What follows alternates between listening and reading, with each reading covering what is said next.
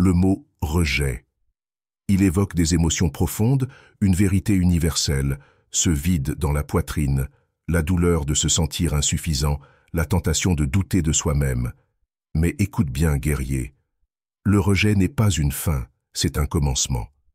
C'est une porte qui se ferme uniquement pour t'obliger à emprunter le chemin que tu étais destiné à suivre. Marc Aurèle disait « L'obstacle à l'action pousse à l'action. Ce qui bloque le chemin devient le chemin. » Et c'est précisément ce que fait le rejet. Il dégage la voie pour la croissance, la force et la transformation. À travers des leçons puissantes, inspirées de la philosophie stoïcienne, de principes psychologiques et de la nature humaine, je vais t'apprendre à transformer le rejet en ta plus grande opportunité. Ces leçons ne te montreront pas seulement comment affronter le rejet avec grâce, mais aussi comment le transcender pour devenir plus fort, plus sage et inébranlable.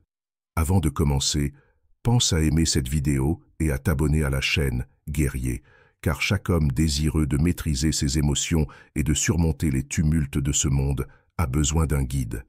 Alors, commençons. Premier. Ne leur accorde pas d'attention. Le rejet reflète souvent davantage celui qui rejette que celui qui est rejeté. Lorsque tu donnes ton attention à quelqu'un qui te méprise ou te manque de respect, tu lui remets le pouvoir de contrôler tes pensées et émotions. Imagine ceci. Un homme est sur le marché d'Athènes, criant des insultes à Socrate pour tenter de le provoquer. Que fait Socrate? Il passe à côté de l'homme comme s'il n'existait pas. Lorsqu'on lui demande plus tard pourquoi, Socrate répond simplement « Ce n'est pas ma tâche de m'occuper de l'ignorance des autres. » Maintenant, pose-toi cette question, guerrier. Pourquoi cherches-tu la validation de quelqu'un qui a déjà montré clairement qu'il ne te valorise pas? Il est naturel de vouloir être accepté, désiré, mais un homme stoïque comprend que la valeur de son caractère n'est pas déterminée par l'opinion des autres. Crois-moi, prêter attention à quelqu'un qui t'a rejeté ne fait que renforcer son sentiment de supériorité. C'est une vérité psychologique profondément ancrée dans les dynamiques de la nature humaine. Quand quelqu'un voit que tu cherches son approbation, il perd le respect pour toi. Au lieu de cela, adopte l'indifférence. En ignorant leur rejet, tu leur enlèves leur pouvoir et modifies la dynamique en ta faveur. Les femmes de grande valeur, en particulier, respectent les hommes qui se respectent eux-mêmes. Lorsque tu ne prêtes pas attention, tu crées une aura de mystère et de force. C'est la psychologie inversée à son meilleur. Plus cela t'importe peu, plus tu gagnes en estime. Deuxième. Reste émotionnellement neutre. Le rejet fait remonter des émotions profondes en nous. Colère, tristesse, frustration. Mais ces émotions, lorsqu'elles ne sont pas contrôlées, deviennent nos pires ennemis. Imagine un homme qui répond au rejet par de la rage ou des larmes. A-t-il l'air puissant? Est-il maître de lui-même? Non, il paraît faible, dominé par ses émotions, esclave de ses impulsions. Épictète nous a mis en garde. Ce qui importe, ce n'est pas ce qui t'arrive, mais comment tu y réagis. L'homme stoïcien choisit la neutralité émotionnelle, car c'est dans le calme que se révèle la véritable force. Biologiquement, les humains sont programmés pour réagir émotionnellement aux menaces perçues, et le rejet est perçu comme une menace pour notre ego et notre position sociale. Les femmes, en particulier, sont très sensibles aux réactions émotionnelles. Elles testent les hommes, non par malice, mais pour évaluer leur résilience. Si tu t'effondres, tu confirmes leurs doutes. Si tu restes stoïque, tu détruis leurs suppositions. Quand quelqu'un te rejette, respire profondément, reconnais l'émotion qui surgit en toi et laisse-la passer. Ne la réprime pas, mais ne la laisse pas non plus te contrôler. Pense au philosophe roi Marc Aurèle, qui a affronté des trahisons et des tromperies tout en maintenant son calme. Il a écrit « Tu as pouvoir sur ton esprit, pas sur les événements extérieurs. Prends-en conscience et tu trouveras la force. » Considère l'effet de la psychologie inversée. En restant émotionnellement neutre, tu projettes une image de force et de confiance qui pousse les autres à reconsidérer leur jugement. Les gens sont attirés par ceux qui ne se laissent pas facilement ébranler.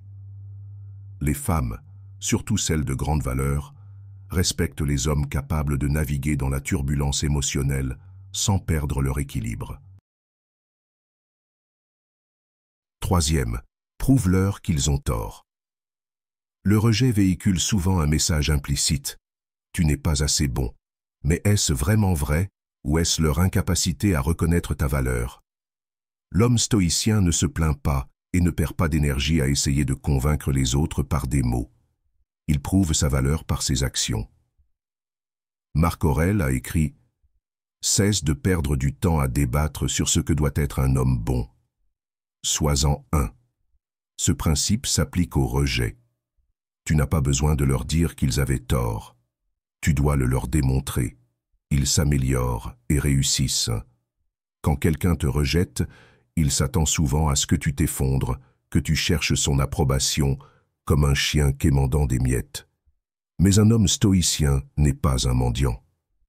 Au lieu de cela, il se concentre sur son amélioration personnelle, transformant le rejet en carburant pour sa croissance. Lorsque tu accomplis davantage, tu deviens plus sûr de toi et tu te perfectionnes. Tu les forces à remettre en question leur jugement. C'est l'essence même de la psychologie inversée. Montrer par tes actions que leur rejet était une erreur. Les femmes de grande valeur respectent un homme qui ne reste pas prisonnier du rejet, mais l'utilise comme un tremplin vers la grandeur. Quatrième, réponds par le silence. Face au rejet, la réaction naturelle est souvent de discuter, de supplier ou de demander des explications. Mais si je te disais que le silence est la réponse la plus puissante de toutes? Crois-moi, le silence en dit long. C'est une arme que peu d'hommes savent utiliser. Zénon de Kition, fondateur du stoïcisme, enseignait « Il vaut mieux trébucher avec ses pieds qu'avec sa langue ». En d'autres termes, la modération dans les paroles évite souvent des dommages plus grands. Le silence crée un vide inconfortable, obligeant l'autre personne à le combler avec ses propres pensées et doutes. Psychologiquement, les gens s'attendent à une réaction face au rejet, colère, tristesse ou désespoir. Quand tu réponds par le silence, tu interromps leurs attentes, les laissant mal à l'aise. C'est un principe fondamental de la nature humaine. Les gens sont intrigués, voire perturbés, par ce qu'ils ne peuvent ni prédire ni contrôler. Les femmes, en particulier, sont souvent attirées par le mystère et la force. Le silence incarne les deux. Pense à Marc Aurèle, entouré de trahisons et d'intrigues politiques. Il n'a pas riposté contre ses ennemis, mais a choisi la modération, se concentrant sur ses devoirs et sa paix intérieure. Son silence est devenu un bouclier, protégeant sa dignité et son pouvoir. Quand tu restes silencieux après un rejet, tu projettes une image de contrôle, de confiance et de mystère. J'espère que ce message t'a été utile. Si tu as aimé la vidéo, je te serai reconnaissant de laisser un j'aime et de t'abonner. Montre que tu es dans la minorité qui cherche la vraie valeur. Écris « Le rejet forge ma force » dans les commentaires et prouve que tu ne te laisses pas distraire par les illusions. Merci beaucoup pour ton attention et à la prochaine.